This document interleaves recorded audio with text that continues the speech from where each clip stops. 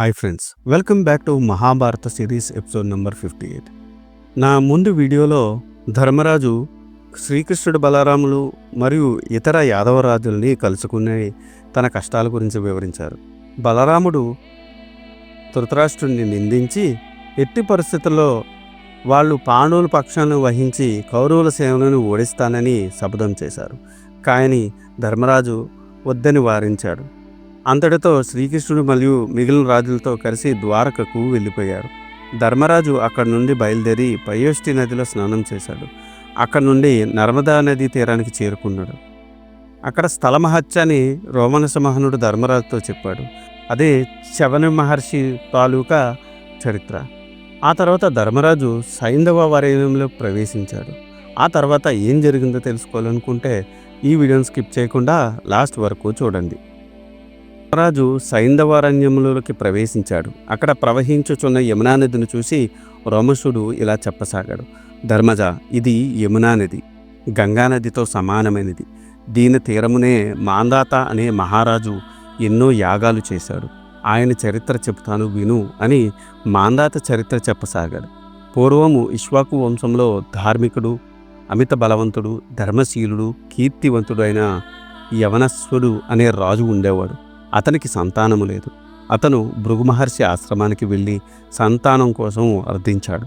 అతని కోరిక మన్నించిన భృగు మహర్షి పుత్రకామిష్టి యాగం చేశాడు. మంత్రజలము నిండిన పాత్రను జాగ్రత్తగా కాపాడమని ఋతువులకు చెప్పాడు. కానీ ఒక అర్ధరాత్రి సమయంన వారు నిద్రించుచుండగా దాహము వేసిన యవనాశ్వుడు ఆ మంత్రజలాన్ని సేవించసాగాడు. అది భృగు మహర్షికి తెలిసింది. రాజా, విధి అలంఘం వల్ల నీ భార్యకి ఇవ్వాల్సిన జలాన్ని నువ్వు సేవించావు కాబట్టి నువ్వు గర్భం ధరిస్తావు, నీకు ఒక కొడుకు పుడతాడు అని చెప్పాడు. యవనాసుడు రాజధానికి తిరిగి వచ్చాడు. తర్వాత యవనాసుడు గర్భం ధరించాడు. అతని ఎడమ భాగాన్ని చీల్చుకుని ఒక కొడుకు పుట్టాడు. అతనే మాందాత. ఆ శిశువును చూడడానికి ఇంద్రుడు వచ్చాడు. బాలకుని చూశాడు. తన చూపుడు వేలిని ఆ బాలుని నోట్లో పెట్టి, ఇది అమృతము, దీనిని త్రాగుము అని అన్నాడు. అందువలన అతనికి మాంధాతృడు అని నామకరణం చేశారు. ఆ మాందాత చాలా ఏళ్ల రాజ్యపాలన చేశాడు. తన పరాక్రమంతో ఎన్నో రాజ్యాలు జయించాడు. యజ్ఞయాగాలు చేశాడు. ఇంద్రుడితో యుద్ధం చేసి తన రాజ్యంలో సకాలంలో వానలు కురిసేటట్టు చేశాడు.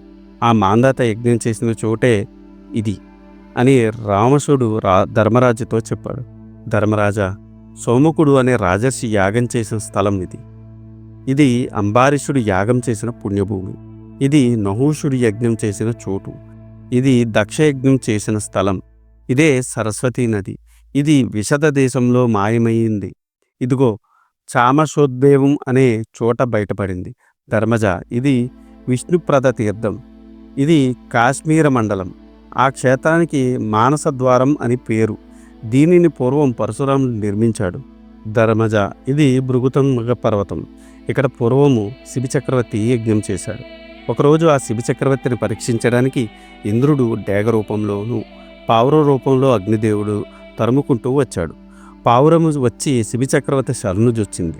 శిబి చక్రవర్తి పావురానికి అభయం ఇచ్చాడు. ఇంతలో ఆ డేగ వచ్చి, అయ్యా, ఇది నాకు ఆహారము, దీనిని నాకు ఇవ్వండి.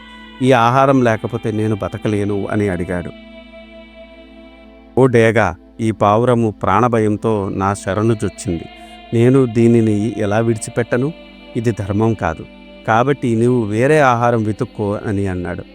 రాజా, ఇది నాకు దేవుడిచ్చిన ఆహారం.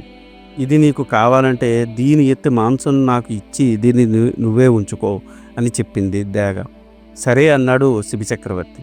వెంటనే కత్తి తీసుకొని తన దేహాన్ని కోసి మాంసం తీసి త్రాసులో వేశాడు. కానీ ఎంత మాంసం వేసినా పావురము ఎత్తు తోగడం లేదు. శిబి చక్రవర్తి ఆశ్చర్యపోయాడు. ఇలా కాదని తానుకు తానే త్రాసులో కూర్చున్నాడు. ఆత్మార్పణం చేసుకున్నాడు. అతని త్యాగబుద్ధికి ఇంద్రుడు, అగ్నిదేవుడు సంతోషించారు. తన నిజరూపాలు ధరించారు. రాజా, నీ త్యాగబుద్ధికి సంతోషించము. నీ కీర్తి అజామరం, చిరస్థాయిగా వర్ధిల్లుతుంది అని దీవించారు అని రోమశుడు శభచక్రవర్తి చరిత్రను ధర్మరాజుకు వివరించాడు. ఇది ఈనాటి వీడియో. ఆ తర్వాత ఏం జరిగిందో తెలుసుకోవాలనుకుంటే మీరు నా నెక్స్ట్ వీడియో కోసం వెయిట్ చేయాల్సిందే. దానికన్నా ముందు నాదొక చిన్న రిక్వెస్ట్. నేను చేసే ఈ మహాభారత సిరీస్ వ్యాస భారతం నుండి కవిత్రయం అంటే నన్నయ్య గారు, తిక్కన గారు, ఎర్రాప్రగడ గారు తెలుగులోకి అనువదించారు. అదే ఈ మహాభారతాన్ని నేను మీకు యథాతథంగా అందించాలనే సదుద్దేశంతో ఈ వీడియోలు చేస్తున్నాను. జనరేటెడ్ ఇమేజెస్తో వీడియోస్ చేయడం కొంచెం కష్టతరమైన విషయం అయినప్పటికీ మన సనాతన ధర్మంలో ఉన్న మంచిని చెప్పాలనే ఉద్దేశంతో పూర్తి కథని ఈ వీడియోలో రూపంలో అందించడం జరుగుతుంది. అందుకని మీలాంటి వారి సపోర్ట్ నాకెంతో ముఖ్యం. మీరు నన్ను సపోర్ట్ చేయాలనుకుంటే జస్ట్ మీ అభిప్రాయాన్ని కమెంట్ల రూపంలో తెలియచేస్తూ, లైక్ చేస్తూ, 10 మందికి షేర్ చేస్తూ మన ధర్మాన్ని 10 మందికి అందేలా చేయాలని కోరుకుంటున్నాను. ఈ వీడియో కనుక మీకు నచ్చితే do like, share and subscribe.